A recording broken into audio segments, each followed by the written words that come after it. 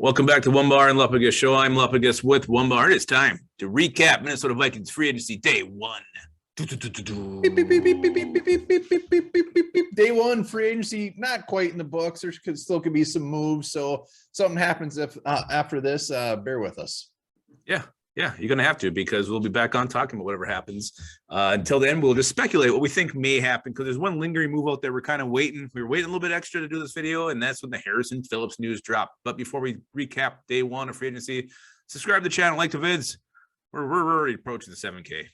We are going to get to 7K before we know it, but let's talk some Vikings free agency. Hot and heavy moves all throughout the league. All damn day, Vikings fans just waiting, refreshing. And we finally got one, Harrison Phillips, which we just did a video on.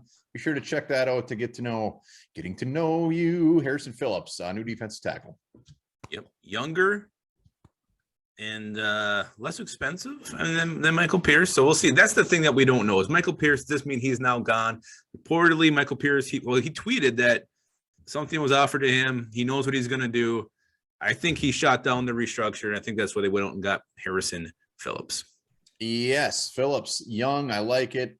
Good price. So well done. Check out that video. So Harrison Phillips is here, signing in the door. Defensive tackle. Did we expect him to go D-tackle? Absolutely not. But you know what?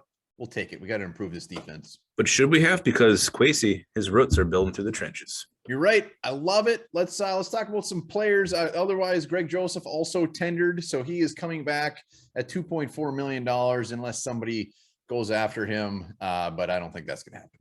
He was tendered. He was tendered, and I think he might be a tender lover as well. I bet he is, and I love that move. I love that he's coming back. He earned it. Yes, he missed some big kicks, but damn it, he was good down the stretch. I also love the phone call the Vikings made today. Yeah, that's, they put that out there. They called up Dakota Dozier and not to say hello, basically to tell him that we're not going to bring you back. Not to say hello. They call him to say goodbye. Yeah, I can just imagine him like, hey, he's at home. Hey, honey, it's the phone. It's the Vikings. Woohoo! Yeah. Hello. Oh. Go to Sam's Club. We're gonna load up. No. I guess that's nice of them to let him know. I'm sure he's a great guy, but we're moving on from him. That's good. Other Vikings free agents that we lost.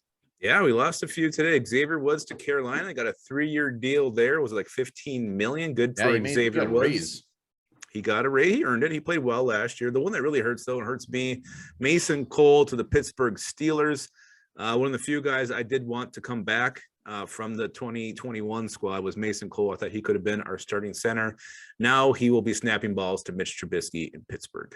Yeah, that one definitely hurts the most. So when you look at this defense or the offensive line now, Dakota Dozier not coming back, Mason Cole, Gonzo, not depth-wise, it's kind of scary. So they're going to have to make some moves. They might not be sexy moves, but they're going to have to add some players.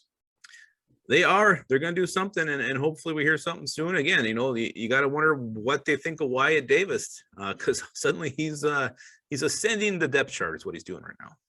He is, and Rashad Hill as well could also most likely probably will be gone. So that's another depth piece. So offensive line taking some hits. Other Vikings news, Teddy Bridgewater going to Miami. Well done. Going back home. I like it. And to be a backup. So that's, that's where he should be at this point of his career, to be a backup. So Teddy in Miami, nothing wrong with that. We also had some targets that we wanted to sign with some other teams. Laken Tomlinson went to the Jets. Austin Corbett, reportedly the Vikings were in on this guy. He's signed with the Carolina Panthers. Yeah, so Panthers taking 2 of our guys, and then Brandon Scherf went to Jaguars, so apparently the Jaguars are signing everybody. I think I just got offered a $7 million a year contract from them to play. Absolutely not. Yes, to play fullback. Fullback. All right, fine. I'll give you that. Yeah, Austin Corbett, Doogie tweeting out that the Vikings were in on it. They just could not match the cheddar that they were willing to offer. And these 3 guards were like best case scenario. So it sucks, but did we really think we were going to get one of these? Corbett was probably the one that seemed most realistic. But there's still a couple guards left. Well, this is the guy isn't guard, but the guy I thought we were going to sign from the Rams, Joe Noteboom, got like a $40 million contract. I couldn't believe that. So that was crazy to see. So, yeah, some targets went out the board. Some positions that were looking pretty full. As far as free agents who are available, starting to look a little more skimpy right now after the first day of legal tampering. So, It is starting to shape the draft picture a little bit more, though. It is. It also, I mean, they must have some very good aspirations, if that makes sense, for Wyatt Davis. They must feel that he's going to be able to contribute this year. The fact that Mason Cole isn't coming back, Garrett Bradbury appears to be our center at least for another year, unless they make a move there. So we will see. Still plenty of time. They have to make plenty of moves. Some guys that are still out there, guard wise. I mean, Billy Turner. Who was the other one? Norwell, we said from what was he on the Jags? And then defensively, Zadarius Smith is a guy I'm looking at. Obviously, another beautiful pie in the sky. And Lorenzo Carter from the Giants. Yeah, I've always been a Lorenzo Carter fan. I wanted him when he came out in the draft. But Zadarius Smith, we already talked about in the video we did earlier. That's who I want. Back up the truck for him. And one thing we should talk about that we did not talk about yet, a certain player had a little interesting Instagram story today. Yeah, Chandler Jones just put it out there not too long ago, a picture of him walking through US Bank. Not going to think too much into it. But why even do it? I mean, why would you do that?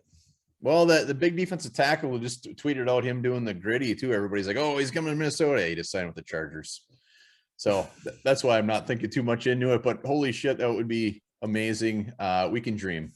It's just odd. The timing's odd that he would do that. But again, we've been duped before. We've had the wool pulled over our eyes many times. So again, you're right. Let's not get too excited about that. And one of the guys still out there, Darius Williams, cornerback from the Rams, Vikings.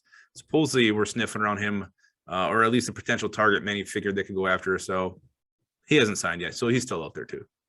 Yes. So I mean, looking at the first day, I don't think there's any crazy surprises. Do we think the Vikings were going to come out and just all of a sudden sign these big names? No. So the fact that we got one, I like it. The next coming days I'm sure will be hot and heavy. They still need to restructure some guys too before Wednesday. Absolutely. Yeah. I mean, they went out and got Harrison Phillips. They don't have enough room to sign him at this point. I guess what I'm surprised by, I didn't think Xavier was. Mason Cole would have been day one guys would have signed. I thought they maybe have been down the road a little bit. And I just think the crazy contracts the Jaguars are throwing out are also surprising to me. Yeah, but you go on Twitter and everyone's just like so pissed off. Oh, we didn't sign. Like this, just expectations are not overly realistic. Just Quessy, oh, he's blowing it. He's blowing it. Like, come on. We don't have any money right now. We have to be realistic. Just let it play out. We're going to get some players. It'll be interesting. Patrick Peterson is a name I'm definitely really watching to see if they bring him back. Yeah, absolutely. And it'll be, see some of these tight ends make some money. Tyler Conklin, now you wonder what kind of deal he's going to get. So yeah, there's still a lot of exciting things to figure out with this team. So day two, it'll be just as entertaining as was today. Get that finger stretched out because a lot of clicking refresh tomorrow. A lot of refreshing, and anybody they signed, be sure to check back because we're going to talk about them very in depth. We are. And while you're thinking about the in-depth guys we're going to talk about, this is also very in-depth. The mouth of a jellyfish is also its anus. Oh, God.